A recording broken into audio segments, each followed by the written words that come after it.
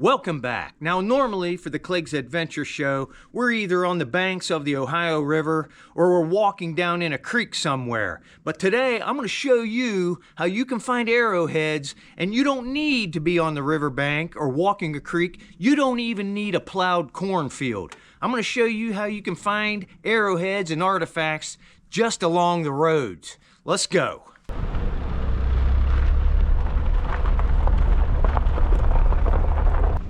And here's where we'll be looking today. We are now on a road that goes across the top of a ridge top, all the way across the top of the mountains. And what we're looking for are fields that sit on the top of these ridge tops or flat places. And you can see, like right here, this road has been cut right along the edge of this field before it drops down the hillside here.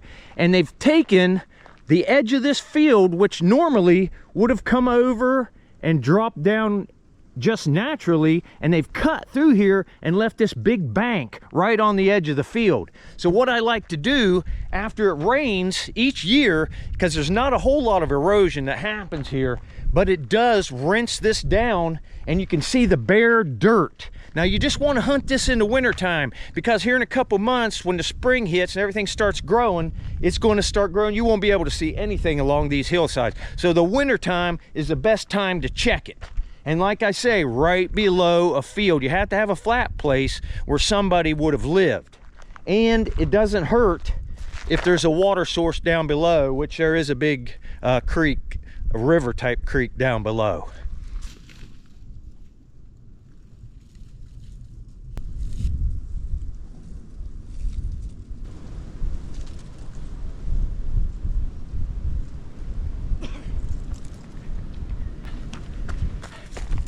I got something down here. Took me about 50, 60 yards, but I got something right down here.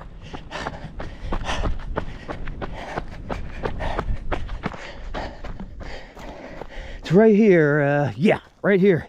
It looks like it's got caught on this root. There's a lot of flakes coming out of here too. Right here's another flake. Ooh, that's a pretty big one. You can see the outside of the stone where they've knocked that off. They probably used the rest of it.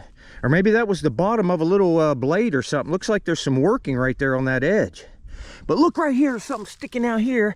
Now if it's it may be a flake, I don't know, but I don't like to not film things if they're covered up like this. Let's get a little stick and pull it out of here. It's got some pressure to it. It's caught on this root. A lot of stuff gets caught on these roots coming down. Oh, man. It's going up this way. There it is. Oh, that's nice.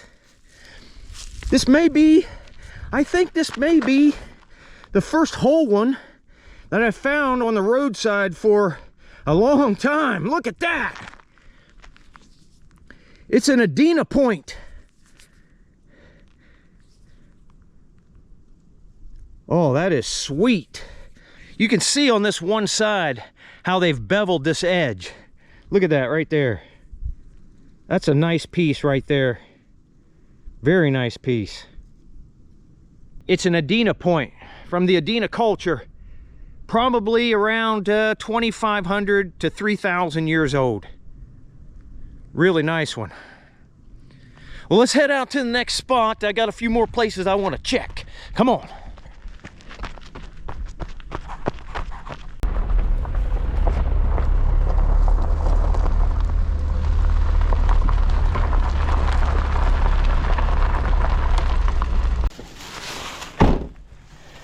All right, this is the last place I want to check. It's taken a couple days to make this video, but I wanted to at least have two finds on here. This is a place I've found a couple of things before. It's right below this flat field, like I was saying, and right over top of this main water source down below. Now the natives, I'm sure, would have had to walk down around to get to this. unless they had some kind of stairs or I don't know, a rope or something, get them up over this hill. That is steep. Sometime I want to go down there and check all along that field right over there also, because there's got to be some stuff down there in those gravel bars along that edge of the creek. Now I've got something sticking out of the bank right here, and like I say, I found a few things right here, but never anything whole. It's usually been broken.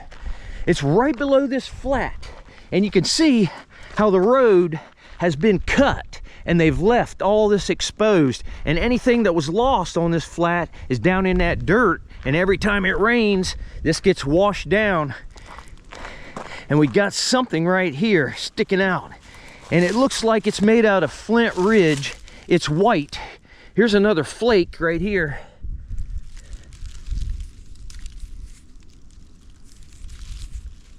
Looks like it's a piece of Coshocton flint from Ohio. But right here's what we're looking at. Let's pull this out of here together.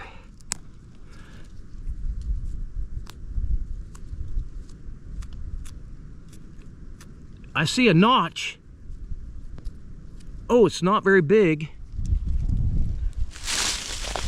Get you here in the sun.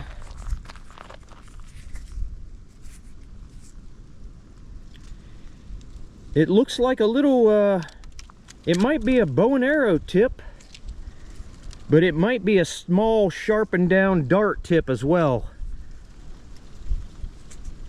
It looks like it's been in a fire or something, and it's got a little place popped out of it right there. But that's not bad. And that's made out of, like I say, flint ridge from Ohio.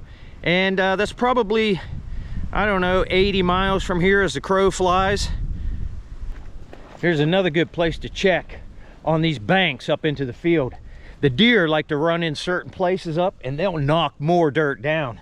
And a lot of times the stuff will get stuck on these roots, just like that other point we found yesterday. And I hope this helps you find something on your own, maybe your first arrowhead. You come back now.